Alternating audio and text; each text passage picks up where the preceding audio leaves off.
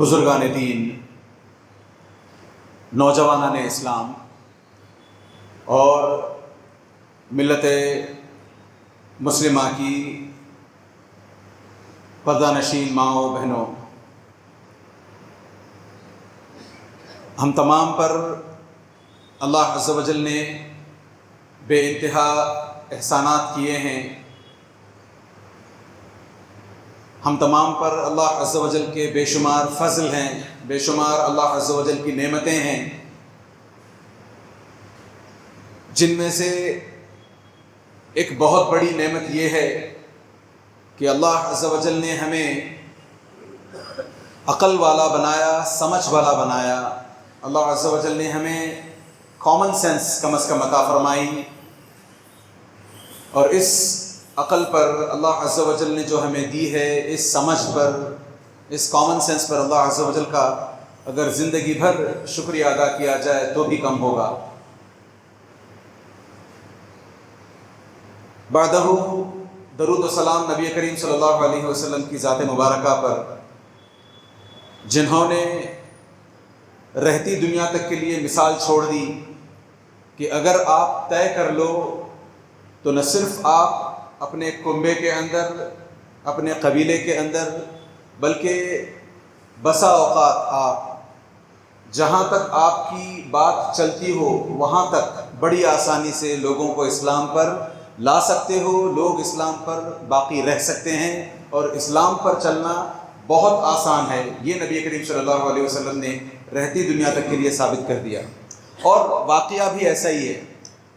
ایسا نہیں ہے کہ ہم مسلمان ہیں اس لیے ہم یہ کہتے ہیں کہ نبی کریم صلی اللہ علیہ وسلم نے یہ ثابت کیا کہ اسلام پر چلنا آسان ہے۔ نہیں، یہ صرف نبی کریم صلی اللہ علیہ وسلم نے کیا، یا صحابہ نے کیا، یا ان کے بعد کے لوگوں نے کیا، یا ہم مسلمان ہونے کی وجہ سے ایسی لائنز کہہ رہے ہیں، ایسی بات نہیں ہے، فیکٹ ہے یہ۔ آپ اگر ان لوگوں کو جانتے ہوں جو دین پر نہیں ہیں، اور ان لوگوں کو اگر جانتے ہوں جو دین سے دور، اسلام سے بھی دور ہیں، ان کی زندگیوں کا آپ غور سے مطالعہ کریں، غور سے ان کی زندگیوں کو دیکھیں، پھر اپنی زندگی کو دیکھیں۔ سچ مچ ہمیں اپنی زندگی میں سعادت معلوم ہوگی، بڑی آرام دہ، بڑی سکون کی زندگی لگے گی۔ حالانکہ ہمیں پریشانیاں ہیں، کاروبار کی پریشانیاں، جابس کو لے کر کے پریشانیاں، کسی کی شادی نہیں ہو اس کی پریشانیاں، شادی ٹوٹ جاتی ہیں اس کی پریشانیاں، بچے ڈھنگ سے نہیں جنم لیتے ہیں وہ پریشانیاں، بچے پل نہیں، ہزار پریشانیاں ہیں اس طریقے سے۔ ان کے باوجود بھی اگر آپ پوری زندگی کا آن این ایوریج مطالعہ کر کے دیکھو، صاف سمجھ میں آتا ہے کہ اللہ عز و جل نے اسلام کی وجہ سے ہماری زندگی آسان بنا رکھی ہے۔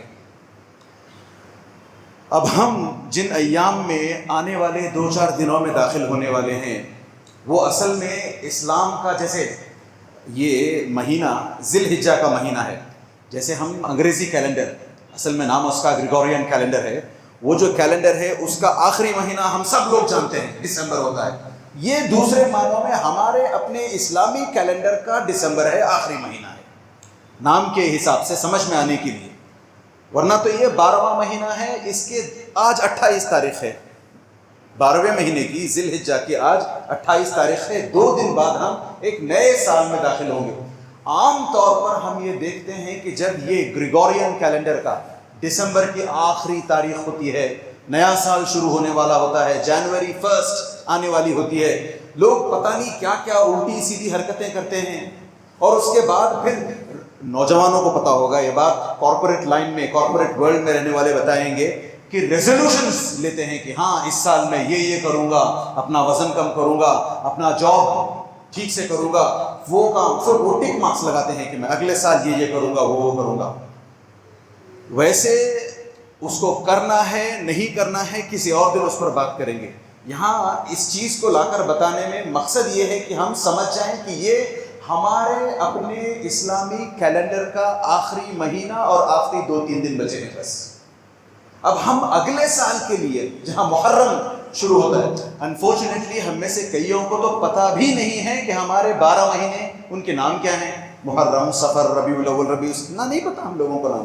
وہی جنوری، فیبروری، مارچ بڑی آسانی سے بتا دیتے ہیں۔ یہ اسلام سے دوری کا سبب ہے۔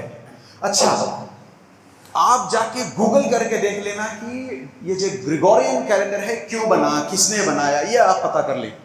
ہم یہ یہاں آج پتہ کرنے کی کوشش کرتے ہیں اور اس پر آگے بات کرتے ہیں کہ کیوں ہمارا یہ جو سال اسلامی سال ہے، اسلامی کیلنڈر ہے، کس مناسبت سے اس کی شروعات ہوئی۔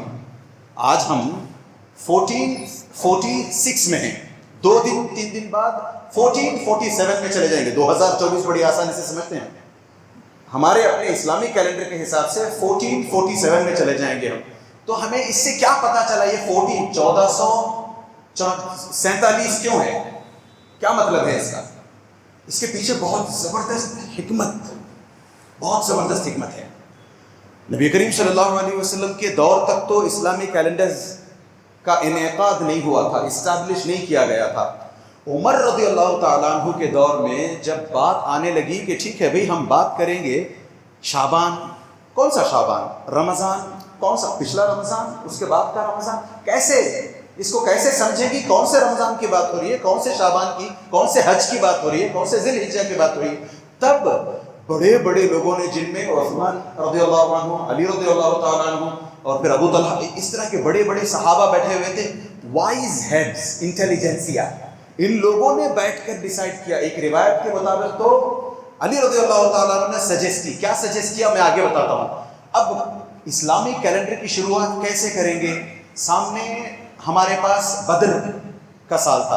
اچھا ایک کام کرتے ہیں، جس دن بدر واقع ہوا تھا اس کو یوم الفرقان کہتے ہیں، کرائٹیرین کا دن، اس میں صحیح اور غلط، حق اور باطل کا فیصلہ ہو گیا تھا۔ چلو وہاں سے شروع کرتے ہیں۔ کچھ نے کہا نہیں، کانکویسٹ آف مکہ، جب مکہ فتح کر لیا گیا تھا تب سے شروعات کریں گے۔ کچھ نے کہا نہیں، حدیبیہ کی جو صلح تھی وہاں سے شروع۔ الگ الگ تجویزیں، الگ الگ سجیسشنز آنے لگی۔ اس میں پھر علی رضی اللہ عنہ نے سجیسٹ کیا ایک روایت کے مطابق، دوسری روایت کے مطابق خود عمر رضی اللہ تعالیٰ عنہ نے سجیسٹ کیا، کہا کہ نہیں، جب نبی کریم صلی اللہ علیہ وسلم نے مکہ چھوڑ کر مدینہ جانے کی ٹھانی، جب نکلے ہیں نبی کریم صلی اللہ علیہ وسلم مدینہ کو، وہاں سے ہم ہمارا first year of Islamic calendar مان کر چلتے ہیں۔ تو وہ ایونچولی طے پایا کہ چلے ہم اسی حساب سے، آج ہم جو ہجری کیلنڈر بولتے ہیں نا، وہ اسی وجہ سے ہے کہ جس دن یا جس سال نبی کریم صلی اللہ علیہ وسلم نے ہجرت کی تھی، اس کو تاریخ اسلامی کا، نبی کریم صلی اللہ علیہ وسلم کی امت کا پہلا سال مانا گیا۔ ہجرت سے یہ بات ہمیں پتہ کر لینی چاہیے کہ وہ جو ہجرت ہوئی تھی، نبی کریم صلی اللہ علیہ وسلم اور صحابہ نے جو ہجرت کی تھی، واللہ اگر ہم کسی ایک صحابی کے بارے میں بھی پڑھ لیں کہ انہوں نے کیسے جان ہتھیلی پر لے کر کے ہجرت کی تھی، رونگٹے کھڑے ہو جائیں گے۔ ایک چھوٹی سی مثال آپ کے سامنے، صہیب الرومی رضی اللہ عنہ، ان کے بارے میں آپ تفصیل پتہ کر لیں، وہ کہاں سے تھے، کس کنٹری سے، کیسے ان کو کڈنیپ کر لیا گیا، کیپٹیو بنا لیا گیا، کیسے ان کو بازار میں بیچا گیا، کیسے غلام بن کر کے اس کنگڈم میں آتے ہیں، عرب میں آتے ہیں، اور پھر غلامی کی زندگی گزارتے ہیں، پھر وہاں رہ کر آزاد ہو کر پیسے کما کر خوب پیسہ کما لیتے ہیں۔ اب نبی کریم صلی اللہ علیہ وسلم نے حکم دیا کہ مسلمانوں تمہیں مکے سے مدینے کی طرف ہجرت کرنی ہے۔ ہجرت اگر ابھی بھی آپ کو سمجھ میں نہیں آئی تو امیگریشن، یہ آسانی سے سمجھتے ہیں، مگر عام طور پر جب ہم امیگریشن بولتے ہیں تو ہمارے ذہن میں ایک چیز ہوتی ہے کہ ٹھیک ہے، بندہ شاید امریکہ جا رہا ہے، یو کے جا رہا ہے، کینیڈا جا رہا ہے، اچھے جاب کے لیے، اچھی کمائی کے لیے، گرین کارڈ کے لیے، یہ ہمارے ذہن میں آتا ہے۔ یاد رکھیں یہ جو امیگریشن ہے جس کو ہم ہجرت کہتے ہیں، اس کا صحیح اور اچھا لفظ ہجرت ہی ہے۔ امیگریشن پھر ڈائلیوٹ کر دے گا آپ کے میننگ کو، ہجرت رکھیں، اس کا نام ہجرت ہی پر بات کریں۔ ہجرت کا مطلب ہے کہ جہاں آپ کو دین پر چلنے میں مشکل ہو، جہاں آپ کو لگے کہ نہیں میں یہاں رہ کر کے کھل کر دین فالو نہیں کر سکتا، میں داڑھی چھوڑتا ہوں تو میری داڑھی چھوڑنے پر سوال اٹھتا ہے، میری اس داڑھی کی وجہ سے مجھے جاب نہیں ملتا، میں ٹخنے سے اوپر پاجامہ یا پینٹس پہنتا ہوں، لوگ اس پر انگلیاں اٹھاتے ہیں، پہننے نہیں دیتے، میری بیوی حجاب کرتی ہے، میری بیٹی حجاب کرتی ہے، اس کو حجاب کرنے نہیں دیا جاتا، اس طریقے سے اور گنتے جائیں آپ۔ جہاں ہم میں سے کسی کو لگے کہ نہیں یہاں کھل کر مجھے اسلام پر چلنے میں تکلیف ہو رہی ہے، تب ہم پر ہجرت فرض ہوتی ہے۔ مجھے غلط نہ سمجھے، میں یہ نہیں کہہ رہا ہوں کہ اب یہاں سے بوریا بستر باندھ کر بنگلور چھوڑ کر انڈیا چھوڑ کر چلے جائیں، نہیں، الحمدللہ یہاں پھر بھی حالات بہت بہتر ہیں۔ دیکھیں نا، ہم سب لوگ پوری پابندی کے ساتھ، آسانی کے ساتھ جمعہ کو آ رہے ہیں۔ میں یہ بتانا چاہتا ہوں کہ اگر ہمیں کہیں تکلیف ہوتی ہے دین کو فالو کرنے میں، وہی تکلیف جب صحابہ کو ہوئی تھی تو انہیں حکم تھا، آج ہمیں کیا حکم ہوتا ہے؟ حی علی الصلاۃ، حی علی الفلاح۔ ایک زمانے میں حی علی الجہاد فرض تھا، وہ ایک زمانے میں آپ اگر نہیں آتے تو آپ کا ہمارا رشتہ کٹ، اتنی بڑی سزا تھی۔ والذین آمنوا ولم یہاجروا ما لکم من ولایتہم من شیء، جو لوگ ایمان لے آئے اور ہجرت نہیں کی، انہوں نے ہجرت نہیں کی، صرف ایمان لے آ کر کے بیٹھے ہیں، ان سے کہا گیا کہ بھئی آپ کو یہاں پر دین پر چلنے میں تکلیف ہو رہی ہے، مکہ سے نکلیں مدینہ چلے جائیں، اس وقت کی بات کر رہا ہوں، آج نہیں ہے یہ عالم، آج نہیں ہے۔ لا ہجرت بعد الفتح، مکہ کانکسٹ ہو جانے کے بعد، مکے کو کانکر کر لینے کے بعد، فتح کر لینے کے بعد اب ہجرت نہیں ہے مکے کی طرف یا مکے سے مدینے کی طرف، نہیں۔ البتہ جس کسی بھی جگہ آپ کو لگے، مثال کے طور پر اگر آپ کو لگتا ہے کہ آپ اس گلی میں رہتے ہیں یہاں، اور یہاں اس گلی میں آپ کو دین پر چلنے میں پابندی ہے، مشکل ہوتی ہے، آپ اس گلی کو چھوڑ دیں، یہ آپ کی ہجرت ہوئی۔ جس محلے میں آپ رہتے ہیں وہاں آپ کو تنگی ہوتی ہے، نہیں یار میں یہاں رہتا ہوں تو 5 وقت کی نماز کو جانے کو نہیں ملتا، مجھے تکلیف ہوتی رہتی ہے بار بار، کسی نہ کسی وجہ سے میں نماز سے رک جاتا ہوں، چلو میں نکلتا ہوں یہاں سے۔ یہ ہجرت ہوئی آپ کی، چھوٹی چھوٹی ہجرت ہے، ہم سے وہ بڑی والی ہجرت کا مطالبہ نہیں ہے۔ میں نے جس کے بارے میں کہا کہ اگر وہ آیت پڑھی نا میں نے، آپ جا کر کے دیکھ لیں، سورۃ الانفال کے بالکل اخیر میں چلے جائیں، آخری کا صفحہ پڑھ رہے ہیں، اس میں ہے والذین آمنوا، جو لوگ ایمان لاتے ہیں، ولم یہاجروا، اور انہوں نے ہجرت نہیں کی، صرف ایمان لائے، ہجرت نہیں، ما لکم من ولایتہم، آپ کی ان سے کوئی رشتہ داری ہو نہیں سکتی، حتی یہاجروا، جب تک کہ وہ ہجرت نہ کر لیں۔ آج اللہ کا سچ مچ بہت بڑا فضل ہے، چین کی سانس آرام سے لے پاتے ہیں۔ ہم یہاں فجر کی نماز کے لیے آتے ہیں، کوئی روکتا ہے ہمیں؟ ظہر کی نماز، عشاء کی نماز، جہاں جیسے ہم جینا چاہیں، داڑھی چھوڑے، کوئی روکتا ہے؟ کوئی نہیں روکتا ہمیں۔ ہم نے عید الاضحیٰ کی قربانیاں دی، کسی نے روکا نہیں، بڑی آسانیاں ہیں یہاں پر۔ لہٰذا اس چیز کو پھر سے ذہن نشین کر لیں کہ میں یہ نہیں کہہ رہا ہوں کہ ہم بوریا بستر باندھ کر یہاں سے نکل کر چلیں۔ ہاں، آپ کو اگر لگتا ہے کہ میں یہاں رہوں گا تو میرا اسلام ڈائلیوٹ ہوتا جائے گا، آج میں جتنے % اسلام پر ہوں اس سے اور نیچے میرے بچے اسلام کے تحت آ جائیں گے، اسلام کے معاملے میں میرے بچے مجھ سے کم اسلام پر چلیں گے، ان کے بچے پھر اس سے کم سوچیں گے، پھر سوچیں، کیونکہ قرآن کی جو آیت میں نے آپ کے سامنے پڑھی ہے، ان الذین، وہ لوگ، توفاہم الملائکۃ ظالمی انفسہم، اپنے آپ پر ظلم کرتے ہوئے، یعنی ہجرت کرنے کے چانسز تھے، ایک جگہ سے نکل کر، ایک گلی سے نکل کر، ایک محلے سے نکل کر، ایک بستی سے نکل کر دوسری کسی ایسے بستی کو آپ جا سکتے تھے، کنٹری سے دوسری کنٹری ضروری نہیں، بس 2 گلیوں کا ہیر پھیر ہے، یہاں سے وہاں آپ جا سکتے تھے، کیوں؟ وہاں جاتے تو مسجد قریب ہوتی، وہاں جاتے تو دین پر چلنے میں آسانی ہوتی، وہاں جاتے تو آپ کو نیکیوں پر بنے رہنے میں آسانی ہوتی۔ اس کے باوجود بھی اگر کوئی وہیں اسی جگہ پر جہاں اپنے آپ پر اس نے ظلم کیا ہے، دین پر صحیح طریقے سے نہیں چل پایا ہے، ویسے اگر اس کی وفات آ جاتی ہے تو فرشتے اس کو کہتے ہیں جب اس کی موت آتی ہے، فیما کنتم، کیوں ہجرت کیوں نہیں کی؟ کیوں نہیں چھوڑ کر جا سکے تم یہ وطن؟ کیوں نہیں چھوڑ کر جا سکے یہ تم یہ گلی؟ اور تفصیل آئیں گی اس میں۔ تو یہ جواب میں کہیں گے قالوا كنا مستضعفين في الارض، we were weak، ہم مائنورٹی میں تھے، ہم بہت کمزور تھے، ہمارے اندر طاقت نہیں تھی۔ پلٹ کر ایک تھپڑ مارنے والا جواب، الم تکن ارض اللہ واسعہ، کیا اللہ عز و جل کی زمین ایکسپینسو نہیں تھی؟ ایک دم کشادہ زمین اللہ عز و جل کی، ارے جہاں جانا چاہا تم نے جہاں چاہا تم گئے۔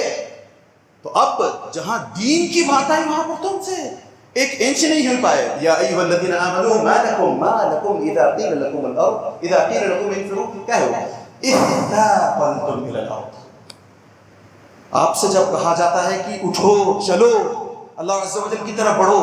زمین میں پیر گویا دھس جاتے ہیں, پیر بوجھل ہو جاتے ہیں. کسی نے کسی شادی کو بلایا, کسی کی برتھ ڈے پارٹی کو بلایا, کسی نے فلم کو بلایا, چلے گئے. نماز کو بلایا, پیروں میں درد. نماز کو بلایا, نہیں وزن ہے, پیر نہیں اٹھتے. ما لکم اذا قیل لکم انفروا فی سبیل اللہ اذ ثاقلتم من الارض. تو بتانے کا مقصد یہ ہے کہ ہمارے جو صحابہ ہیں, ہمارے جو اسلاف ہیں, بڑی قربانیاں دی ہیں انہوں نے اس اسلام کو اتنی دور تک پہنچانے میں. میں صہیب اور رومی کی بات کر رہا تھا آپ کے سامنے. وہ جب آتے ہیں تو قلاش, دونوں ہاتھ خالی, کچھ نہیں تھا ان کے پاس. جب وہ مکے میں وہاں رہے, پلے بڑھے, خوب کاروبار کیا, بزنس کیا, فلرش ہوئے, خوب پیسہ کمایا. اب نبی کریم صلی اللہ علیہ وسلم کا جب حکم آتا ہے, تمام کو, صرف ان کو نہیں, سب مسلمانوں کو حکم آتا ہے کہ چلو یہاں سے نکل کر ہجرت کر چلو. مکے میں تمہیں آسانی سے جینے نہیں دیا جا رہا, تمہیں عبادت کرنے نہیں دیا جا رہا, تمہیں مسلمان بنے رہنے نہیں دیا جا رہا, نکل کر چلو یہاں سے. تو صہیب بھی اٹھ کھڑے ہوتے ہیں جانے کے لیے. ایک سیکنڈ کے لیے سوچیں, اگر آپ اور میں صہیب ہوتے تو کیا وہ کرتے جو صہیب اور رومی رضی اللہ عنہ نے کیا. صہیب رومی حکم سنتے ہی نکل پڑتے ہیں مدینے کا رخ کرتے ہوئے. قریش سامنے سے آ جاتے ہیں, کفار قریش سامنے سے آ جاتے ہیں, کہتے ہیں رک جاؤ, آتے تناسلو کا, جب تم یہاں آئے تھے تو نہتے تھے, پھوٹی کوڑی جیب میں رکھی, اتنا مال, اتنی دولت لے کر تم یہاں سے جانا چاہتے ہو, جانے نہیں دیں گے. ہم اور آپ بندے کیا کرتے ہیں. یہاں دیکھیں صہیب نے کیا کہا, اچھا میں سارا مال اگر آپ کو دے دوں, آپ مجھے جانے دو گے؟ ہاں بتا دو, جانے دیں گے. وہاں جاؤ, مال وہاں رکھا ہے. وہاں گئے, مال لے لیا, ان کو جانے دیا. کتنی آسانی سے. ایک اور قصہ سناؤ, یہ قصے بھرے پڑے ہیں ایسے. ابو سلمہ رضی اللہ عنہ, جیسے ہی ان کو بھی ہجرت کا حکم ہوتا ہے, انہوں نے 2 ہجرتیں کی ہیں, حبشہ کی طرف کی ہے, پھر مدینہ کی طرف بھی کی ہے. جیسے ہی ان کو ہجرت کا حکم ہوتا ہے, ابو سلمہ اپنی وائف ام سلمہ, جو آگے چل کر کے نبی کریم صلی اللہ علیہ وسلم کی وائف بنتی ہیں, ہماری ام المؤمنین بنتی ہیں ابو سلمہ کے انتقال کے بعد, عدت کے بعد میں.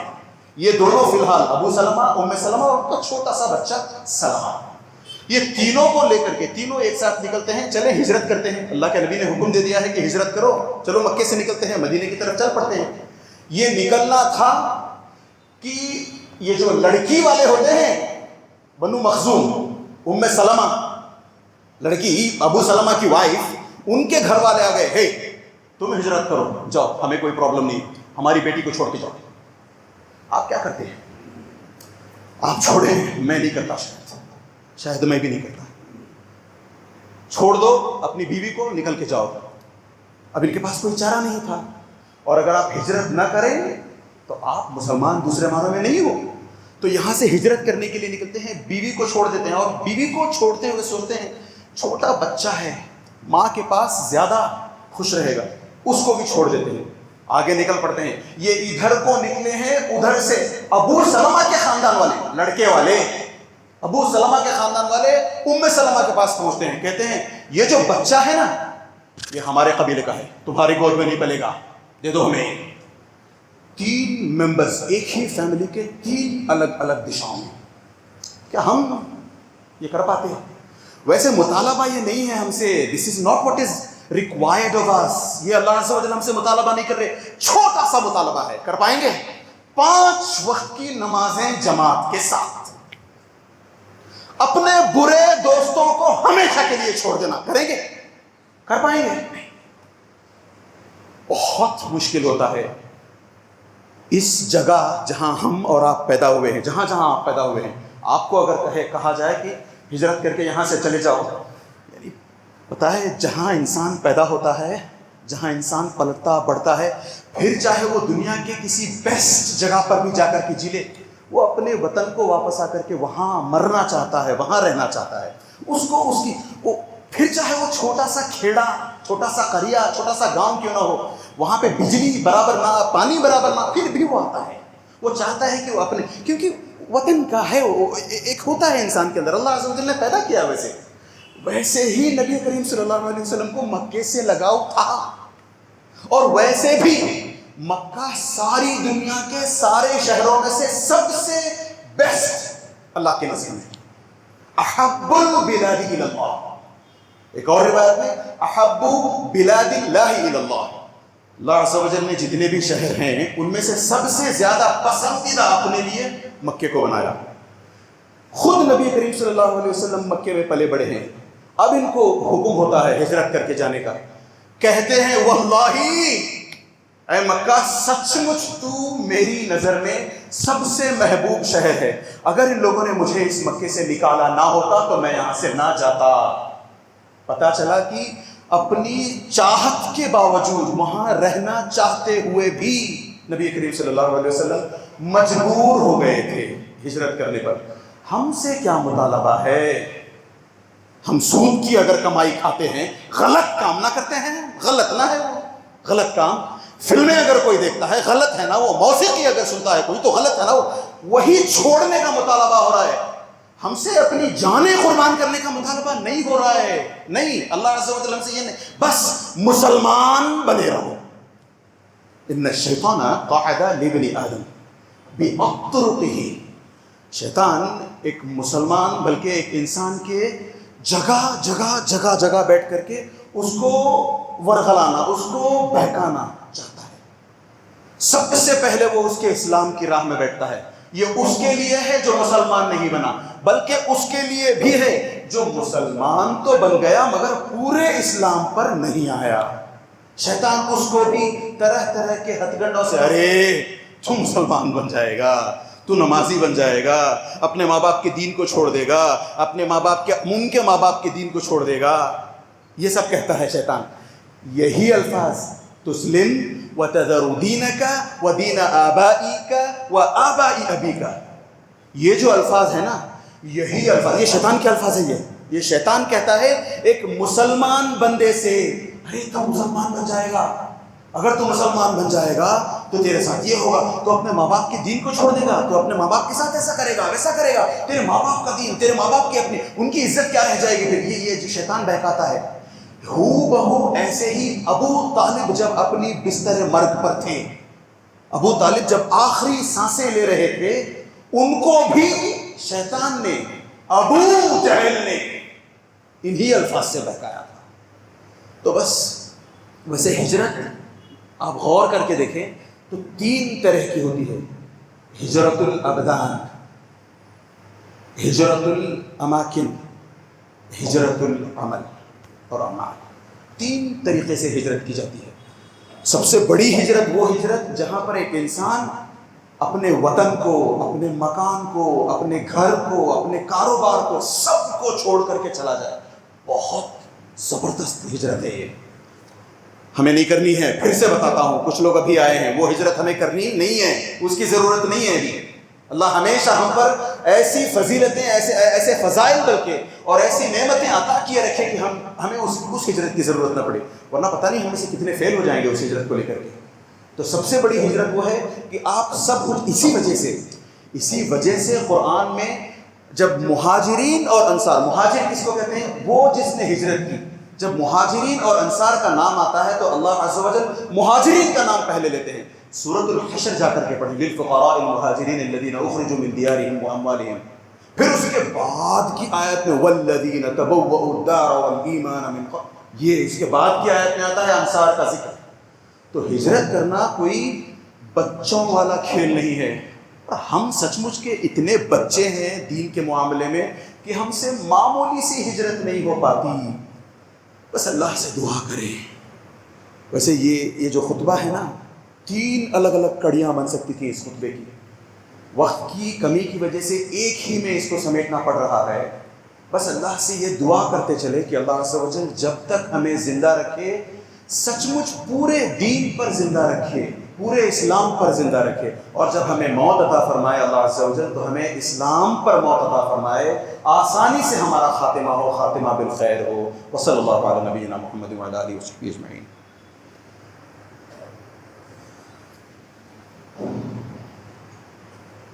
الحمد للہ وحدہ والصلاۃ والسلام علی من لا نبی بعدہ. ہم بات ہجرت کی کر رہے تھے. میں نے کہا کہ ہمیں اتنی بڑی ہجرتوں کی ضرورت نہیں ہے، جہاں پہ جس کو آپ ہجرت الاماکن کہہ لیں، ہجرت الاوطان کہہ لیں، وطن کو چھوڑ کر کے جانا، اس کی ہجرت کی ضرورت نہیں ہے۔ ایک چھوٹا سا میں آپ کے سامنے مثال، ایک چھوٹی سی انالوجی رکھتا ہوں۔ ہم میں سے کتنے ایسے دو اچھے مسلمان، کوئی بھی دو اچھے مسلمان، نیک مسلمان، نمازی مسلمان، کتنے ایسے ہیں؟ ہم خود آئینہ بنا کر کے آئینے کے سامنے جا کر کے کھڑے ہو کے دیکھیں، پتہ چلے گا کہ ہم خود وہ مسلمان ہیں۔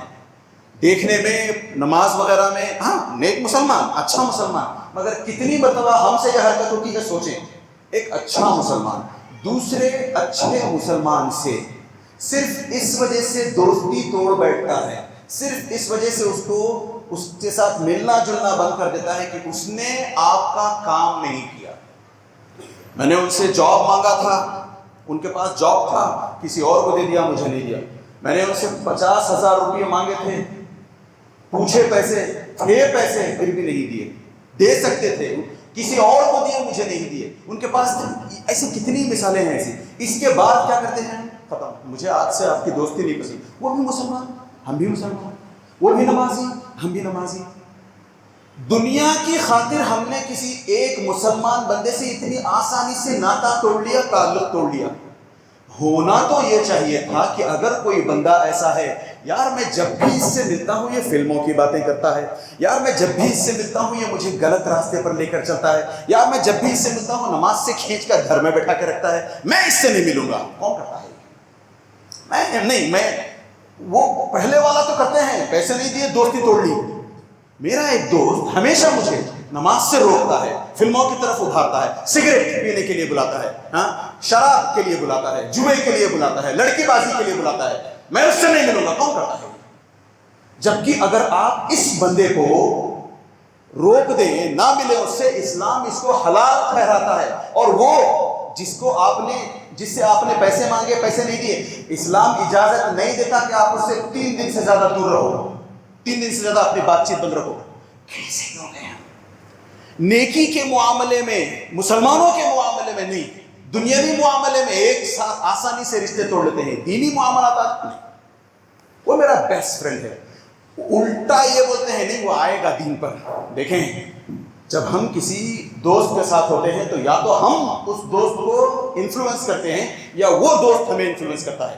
عام طور پر یہ دیکھنے میں آیا ہے کہ اگر نیک بندہ کسی برے بندے کی صحبت میں ہوتا ہے، کسی برے بندے کے ساتھ ہوتا ہے، 90% ٹائمز ایسا ہوتا ہے کہ نیک بندہ بگڑنے لگتا ہے۔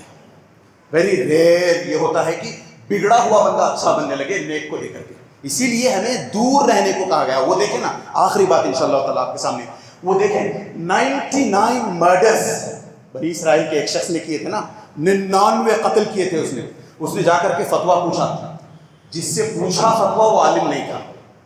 یہی ہم لوگ غلطی کر جاتے ہیں۔ آپ کو اپنے فتوے پوچھنے ہیں تو کسی بھی ایرے غیرے لچو خیرے سے نہیں، ارے باوثوق مستند عالم سے پوچھیں، جس کو حق کا پتہ ہو، جو حق بولنے سے نہ شرمائے، اس سے فتویٰ پوچھیں۔ اس نے جا کر کے کسی نیم عالم سے، ہاف بیکٹ عالم سے جا کر کے فتویٰ پوچھا، اس نے بتایا کہ نہیں۔ اس نے سوال کیا پوچھا؟ دیکھو بھائی، میں نے 99 مرڈرز کیے ہیں، کیا میرے لیے توبہ ہے؟ میں اگر توبہ کروں تو کیا اللہ توبہ کو 99 ٹو مینی مین، اتنے مرڈرز کو تو کوئی نہیں۔ اٹھایا، تلوار لی، اس کو بھی مار دیا اس نے۔ پھر اس کے دل میں تڑپ تھی، وہ نیک بننا چاہتا تھا، وہ اچھا بننا چاہتا تھا۔ پھر آگے بڑھ کر کسی سے پوچھا، اس دفعہ اس کا سامنا ایک عالم سے ہوا۔ جب اس نے عالم سے پوچھا، میں نے 100 قتل کر لیے، کیا میرے لیے توبہ ہے؟ کیا اللہ مجھے معاف کرے گا؟ اس ظالم نے کہا کیوں نہیں؟ اللہ عز و جل خود کہتے ہیں، قل یا عبادی الذین اسرفوا علی انفسہم لا تقنطوا من رحمت اللہ، اللہ کی رحمت سے کبھی مایوس نہ ہونا۔ کیوں نہیں معاف کرے گا اللہ عز و جل؟ ضرور گنجائش ضرور ہے، بس ایک کام کرنا، تم نے 100 قتل کیے ہیں، قاعدے سے دیکھا جائے تو تمہیں تو جیل میں ہونا چاہیے تھا، ہے نا؟ اور تمہاری اپنی بستی میں کوئی بھی ایسا نہیں ہے جو تمہیں قتل سے روک سکے۔ ایک قتل پہ روکتا، 2 پہ روکتا، 3 پہ روکتا، تم نے 100 قتل بھی کر لی اور تم پر کوئی ہتھکڑی لگانے والا ہے نہیں، تمہیں کوئی لے جا کر کے جیل میں تمہیں پروسیکیوٹ کرنے والا کوئی نہیں ہے۔ یہ جگہ چھوڑ دو، یہاں مت رہو۔ اور تمہارے اپنے دوست، یاد رکھیں جس بندے نے 100 قتل کیے ہیں اس کی بھی اپنی فیملی رہی ہوگی، ہاں وہ آوارہ نہیں تھا، اس کی بھی اپنی فیملی، بیوی، بچے، ماں باپ کوئی تو ہوں گے اس کا بزنس کچھ تو ہوگا، اس کے ساتھ اٹھنے بیٹھنے والے کوئی تو ہوں گے، وہ ایسے ہی 100 مرڈر نہیں کیے اس نے۔ تو اس نے جب پہلے عالم سے پوچھا کہ کیا میری توبہ ممکن ہے، تو اس نے کہا دیکھو تمہیں تو قاعدے سے جیل کے پیچھے ہونا چاہیے، سلاخوں کے پیچھے۔ مطلب اس کا یہ ہوا کہ یار یہاں تم جن لوگوں کے آس پاس جن لوگوں کے ساتھ اٹھتے بیٹھتے ہو ان میں اتنا بھی دم نہیں ہے کہ تمہیں پکڑ کر جیل میں ڈال سکے، اچھے لوگ نہیں ہیں یہاں پہ، چھوڑ کر نکلو یہاں سے۔ دوسری بات، تو جن لوگوں کے ساتھ اٹھتے بیٹھتے ہو کوئی تو ہوگا، کوئی تو ہونا چاہیے جو بھائی 1 قتل کر لیا رک جاؤ، 2 کر لیے رک جاؤ، 30 ہو گئے 50 رک چکا۔ تمہارے دوستوں میں بھی کوئی ایسا نہیں ہے جو تمہیں روک سکے، مت کرو یار، کیا کر رہے ہو، کوئی نہیں روک سکتا تمہیں، ان دوستوں کو بھی چھوڑ دو، نکل چلو۔ اور جاتے ہوئے ایک نیت کرتے جانا کہ اے اللہ میں اپنے گناہوں کی معافی چاہتا ہوں تجھ سے، میں نیک بننا چاہتا ہوں، مجھے اس عالم نے یہ حکم دیا ہے، یہ سجیسٹ کیا ہے بلکہ کہ میں یہ بستی چھوڑ کر کے دور نکل کے چلا جاؤں، میں نکل کے جاتا ہوں، بس یہ نیت کر لینا۔ یاد رکھیں میں نے بتایا تھا 3 طریقے کی ہجرت ہوتی ہے، ہجرت الاوطان وطن کی ہجرت، وطن چھوڑ کر جانا، ہجرت الابدان لوگوں کو ابینڈن کر دینا، چھوڑ دینا، ویسے ہی ہجرت الاعمال برے کام چھوڑ دینا۔ اس شخص نے تینوں ہجرتیں ایک ساتھ کی، برے لوگوں کو چھوڑا، اس بستی کو چھوڑا، اس کام کو، اس گندے کام کو، قتل کرنے کے، مرڈر کرنے کے گندے کام کو چھوڑا۔ آگے نبی کریم صلی اللہ علیہ وسلم بتاتے ہیں حدیث کو، اور اس حدیث پر کوئی شک وق کرنے کی ضرورت نہیں، بخاری مسلم میں حدیث مل جائے گی اس حدیث کے بارے میں۔ آگے چل کر نبی کریم صلی اللہ علیہ وسلم بتاتے ہیں، دیکھیں ہم لوگ نیت کرتے ہیں ٹائم پاس، 10 منٹ کے اندر نیت ڈائلیوٹ آؤٹ، پھر کریں گے ایک اور بار نیت، پھر 6 مہینے سال بعد، ہاں اس رمضان جم کے، اس نئے سال جم کے، ہاں پھر کچھ نہیں ہوتا۔ اس بندے نے بھی نیت کی، امیڈیٹلی نکل پڑا ہوا، اس گاؤں کو چھوڑ کر دوسرے گاؤں کی طرف جانے کی نیت سے امیڈیٹلی چلا۔ اللہ کا کرنا ایسا تھا کہ وہ بندہ راستے میں مر گیا۔ اب نیک کام، آپ اور ہم نیک کام پہ مرے، نیکیوں پر مرے، نیک کام ہو تو اچھے فرشتے ہمیں ہماری روح کو لینے کے لیے آتے ہیں، برے کاموں پر مرے تو برے فرشتے آتے ہیں لینے کے لیے۔ تو یہاں پر اس بندے کی روح کو سلب کرنے کے لیے دونوں ٹائپ کے فرشتے آ گئے۔ اب دونوں میں تناتنی، ہم لے کے جائیں گے، ہم لے کے جائیں گے، دونوں پریشانی کا عالم ہے۔ کون؟ ارے بھائی جو نیک لوگ ہیں وہ کہتے ہیں نہیں گناہ تو کیے تھے اس نے، مگر دیکھو توبہ بھی کر لی، نیکی کی طرف نکل چلا تھا، گاؤں چھوڑ کر کے جا رہا تھا۔ وہ جو برے والوں کے فرشتے ہیں، برے اعمال والے فرشتے، وہ کہتے ہیں نہیں کیا ہوگا اس نے، مگر دیکھو ابھی نکلا ہے، وہاں ہے گاؤں، یہیں پڑا ہے، یہی موت ہوئی ہے اس کی۔ اور تو پھر کہا گیا کہ ایک کام کرتے ہیں، point of origin, point of destination, وہ جہاں سے نکلا تھا اور جس گاؤں کے لیے چلا تھا، دونوں کے بیچ میں ڈسٹینس دیکھو کتنا ہے۔ اگر آدھے سے زیادہ ڈسٹینس اس نے کراس کر لیا ہے تو اس کو جنت کے لیے لے جاؤ، اچھے فرشتے لے جاؤ، آدھے سے کم کیا ہے تو اس کو جہنم کے لیے لے کر چلو، برے فرشتے یعنی جو برے اعمال والے فرشتے ہوتے ہیں وہ لے کر چلو۔ ڈسٹینس ناپا گیا تو پتا چلا کہ وہ سچ مچ تھوڑا بہت پیچھے تھا، ہاف ڈسٹینس سے بھی۔ پھر اللہ عز و جل، دیکھیں اللہ عز و جل کی کیسی رحمت ہوتی ہے، پھر اللہ عز و جل نے زمین کو حکم دیا کہ زمین تو لپٹ جا، سمٹ جا، تو زمین سکویز ہو گئی، ڈسٹینس تھوڑا سا بڑھ گیا۔ یہ ڈسٹینس جو اس نے کراس نہیں کیا تھا، اب پھر ناپا تو پتا چلا کہ وہ تھوڑا سا آگے تھا۔ جب 99 بلکہ 100 مرڈرز کرنے والے کے ساتھ اللہ عز و جل یہ کر سکتے ہیں اس کی معافی کے لیے، تو میں اور آپ، اللہ کا فضل ہے ہم نے مرڈرز نہیں کیے ہیں، گناہ کیے ہیں، ان گناہوں کی توبہ، وہ ہجرت۔ ہجرت کا مطلب ہے یا اللہ میں یہ کام چھوڑ دیتا ہوں تیرے لیے، یہ گناہ چھوڑ دیتا ہوں تیرے لیے، حلال صرف تیرے لیے، حرام کا کھانا چھوڑ دوں گا تیرے لیے، گندی عادتیں سب اللہ سے مانگے اللہ عز و جل دیں گے۔